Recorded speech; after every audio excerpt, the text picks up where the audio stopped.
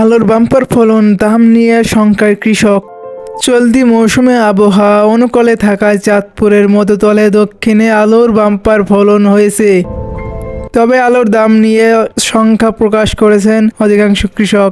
কৃষি অফিস উপজেলা সূত্রে জানা যায়, চলতি বছর উপজেলায় 19টি ব্লকে আলু চাষে 2175 হেক্টর লক্ষ্যমাত্রা নির্ধারণ করা হলেও আবহাওয়া অনুকূলে থাকায় চাষ হয়েছে 2475 হেক্টর জমিতে।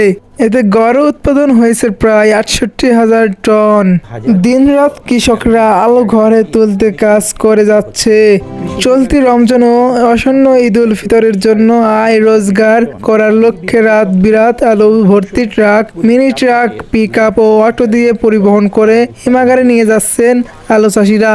উপজেলা আশ্বিনপুর, খড়গপুর, পাঠন, পিতামহবর্তী, আধারা, খিদিরপুর, কাজিয়ারা, নায়েরগাঁও এলাকা ঘুরে দেখা যায় কৃষকরা এখনো মাঠ থেকে আলু বাড়িতে নিয়ে যাচ্ছেন।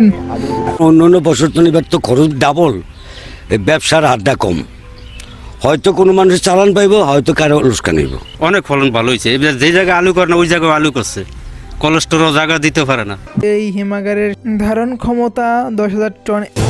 হিমাগার ভরে যাওয়ার কারণ আলু রাখা যাবে না বলে কৃষক ও ব্যাপারীদের জানানো হয়েছে। সারফাইনা ক্রাইসিস, উৎপাদন অনেক বেশি, বাজার কম দেখা মনে করেন স্টোরে মাল ঢুকাইতে আছে। গত বছর দাম বেশি থাকাতে প্রচুর পরিমাণে আলু করছে।